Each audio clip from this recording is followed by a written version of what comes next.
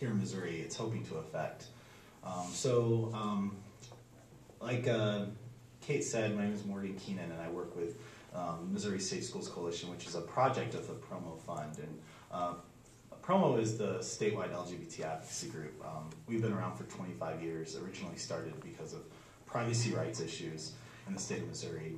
We've done things, a lot of incredible things in the last 25 years that have hopefully protected a lot of people from feeling discrimination or harassment. And the biggest piece of legislation that we're working on right now is called the Missouri Safe Schools Act. We've created a project called the Missouri Safe Schools Coalition, which is a group of organizations and individuals that want to pass the Safe Schools bill. This is a bill that we hope that will protect more students from being bullied and harassed in their schools. As you probably are familiar by just coming to this debate, you have a little bit of knowledge of sort of the topic that's going to be talked about tonight. So in my work in the last couple of years with LGBT youth and youth in general, I've really found a lot of the stories, like you have probably heard in the media, very touching and sort of hit home with a lot of us. And I know that we have all sort of felt what it sort of has, the repercussions of those stories when we hear them in the media. So one of the things that we're trying to do with the Missouri Safe Schools Coalition is create a group of people that care about this issue, not just the LGBT community, but the allies and the people who are in the community that are outside of our original sort of quote-unquote LGBT group, and reach out past that, because we have allies. And so the natural thing to do is to work with people who want to work with us. So that includes groups that are included in the enumerated categories, which we'll get to, and why that's so important and why that piece needs to be included in this bill.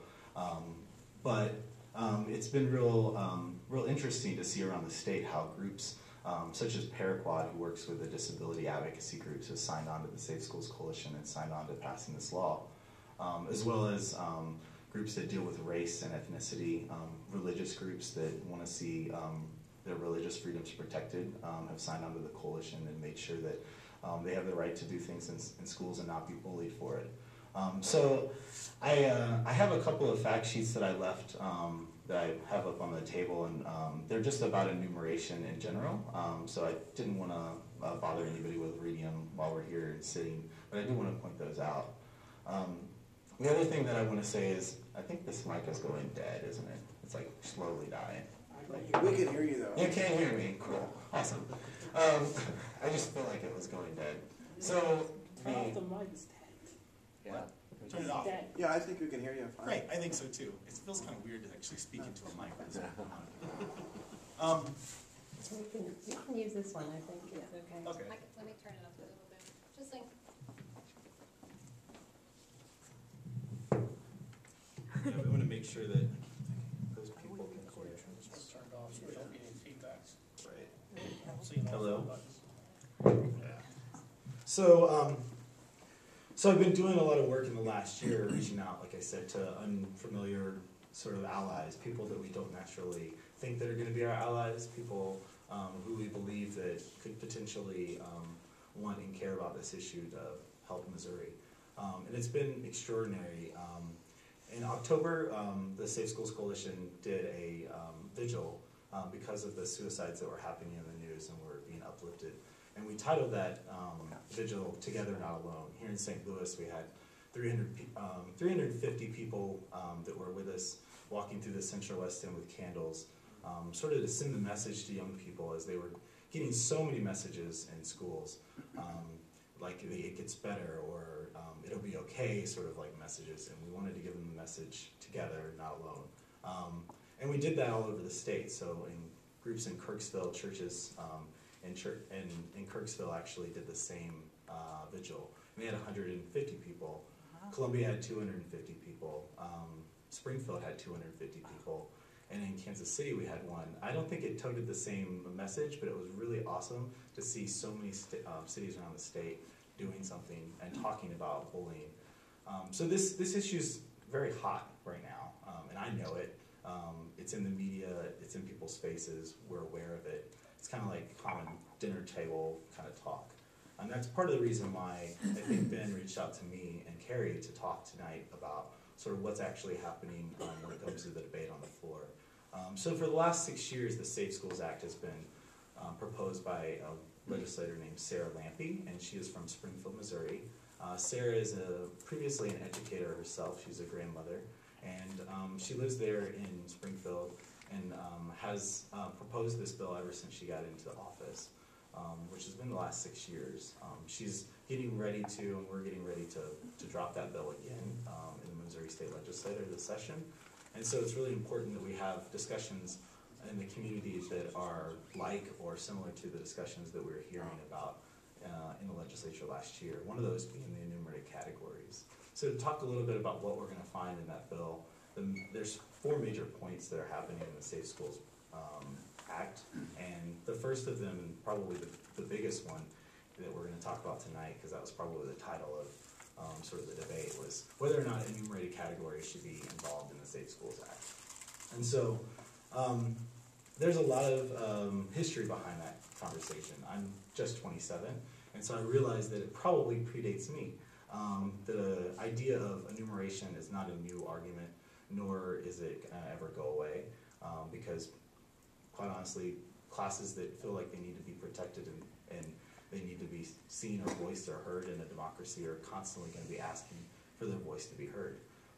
And so this enumeration piece is at the core of what we believe in the Safe Schools Coalition, what we need from a Safe Schools Act. We believe the bill right now, as it stands in Missouri state law, is too vague, and it doesn't do enough in order for us to really get protection from our students, and that's why we are going to be pushing for enumeration. There's also a reporting mechanism and training for teachers that is going to be found in the new Safe Schools Act, which is going to be really important to make sure that not only students feel like they can be able to report, but that teachers feel empowered to talk about these issues. So many teachers, I talk to them all the time because I give them my business card as the Safe Schools Coordinator, and they're like, "Whoa, I'm gonna be safe in my school, and you're gonna help me." And I think, "Oh man, I wish I could."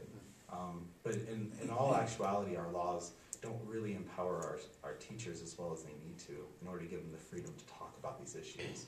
So the reason why enumeration, I believe, that I've heard in debates and so all the research that I've sort of done over the past couple of months that I've been working on this issue is enumeration sort of calls a spade in a lot of ways, and we have to call out the problems that we see, and we have to empower our teachers to do the same thing in their classrooms. So for a minute, if you could just imagine if you're a teacher and you're giving a class and you're talking about bullying, and you're sort of making an agenda out for that day, but you can only speak so vaguely about bullying that you really don't get to the core of the issue. You don't talk about sexism, you don't talk about racism, you don't talk about ageism or homophobia, you don't talk about the fact that some people are born with one leg and some people are born with one arm. So you really don't get to the core of the issue. And that's where we're finding a problem, because in the state of Missouri, unfortunately, if a teacher talks about these issues, they can be scared for a lot of different reasons. For instance, it's still totally legal to be fired because you're gay in the state of Missouri. And they're afraid that if they start speaking up and they start standing up for our kids, that they're going to find themselves unemployed in a time where it's not fun to be unemployed. So as a teacher, I would think, well, I'm just going to stay safe, and I'm just going to sort of talk about the general sort of don't bully kids. But whenever we have a teacher who does that, and I know this from working with students myself, they don't feel like they can go and talk to that teacher, and they don't feel like they can really address the issues. So they don't, and that's when we have them feeling like they're alone. So thank you tonight for being here, and I will turn it over to the opening remarks of Carrie, but thank you so much, and look forward to the rest of the debate.